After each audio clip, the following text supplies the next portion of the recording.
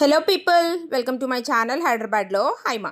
ఈరోజు బిగినర్స్కైనా బ్యాచిలర్స్కైనా ఈజీగా చేసే సాంబార్ రెసిపీ చూపిస్తానండి. ఈ సాంబార్ రెసిపీ కోసం నేను ఒక గ్లాస్ కందిపప్పుని బాగా కడుక్కొని అందులో 3 గ్లాసులు నీళ్ళు పోసుకొని సిమ్లో ఒక 4 విజిల్ రానిచ్చానండి. కుక్కర్ ప్రెషర్ పోయిన తర్వాత ఇందులో మనకి 5 రూపీస్ ఎంటీఆర్ సాంబార్ పొడి ప్యాకెట్ ఒకటి, మన రుచికి సరిపడంత కారం వేసుకొని ఈ మసాలాలంతా పప్పుకి బాగా కదిపి మెదుపుకొని ఇందులో మన కన్సిస్టెన్సీకి తగ్గట్టు వాటర్ పోసుకొని పక్కన పెట్టుకోవాలండి.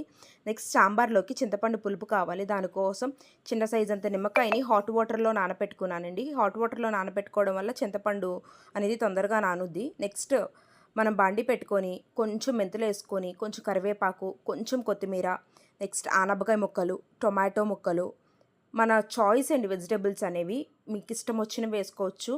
2 మీడియం సైజ్ టొమాటోలు, పచ్చిమిర్చి, ఆనియన్స్, కొంచెం క్యారెట్, వంకాయ ముక్కలు వేసుకున్నానండి నేను, ములక్కాయ ముక్కలు. ఇందులోనే కొంచెం పసుపు, కొంచెం ఉప్పు, కొంచెం నూనె, 1 టేబుల్ స్పూన్ ఆయిల్ వేసుకొని మూత పెట్టుకొని సిమ్లో పెట్టుకొని మగ్గించుకోవాలండి. మీరే చూస్తారు ఈ వీడియోలో. అసలు నేను ఒక్క చుక్క కూడా వాటర్ వేయలేదు. వెజిటేబుల్స్లోంచి ఎంత వాటర్ వచ్చినాయో. బెండకాయ ఒకటి మాత్రం లాస్ట్లో వేయండి, ముందే వేసుకుంటే మెత్తగా అయిపోద్ది బెండకాయ. ఒక 80% వెజిటేబుల్స్ కుక్ అయిన తర్వాత ఒక చింతపండు పులుసుని ఇలా మెత్తగా ఇలా పిసుక్కొని ఇందులో వెజిటేబుల్స్లో వేసుకోవాలండి. వెజిటేబుల్స్లో వేసుకొని మన కన్సిస్టెన్సీకి తగ్గట్టు వాటర్ వేసుకొని ఆ పులుసు మరుగుతున్నప్పుడు బెండకాయలు వేసుకోవాలండి.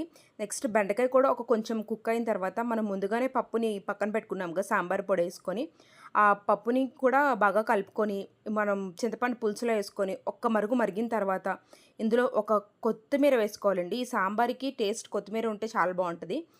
సాంబార్ మరిగిపోయిన తర్వాత దీనికి పోపు వేసుకోవాలండి. వెల్లుల్లి, ఆవాలు, జీలకర్ర, పచ్చిశనగపప్పు, నెక్స్ట్ కరివేపాకు, ఎండుమిర్చి వేసుకొని పోపు వేసుకోవాలండి.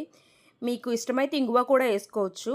ఆ పోపు బాగా వేగిన తర్వాత మాడిపోకూడదండి, పోపు సిమ్లోనే వేపుకోవాలి. ఎగిన పోపుని సాంబార్లో వేయాలండి. అసలు సాంబార్ చాలా టేస్టీగా ఉంటుంది. ఒక్కసారి ట్రై చేసి నా కామెంట్ సెక్షన్లో కామెంట్ చేయండి. మీకు ఈ వీడియో నచ్చినట్లయితే లైక్ చేయండి, షేర్ చేయండి, సబ్స్క్రైబ్ చేయండి.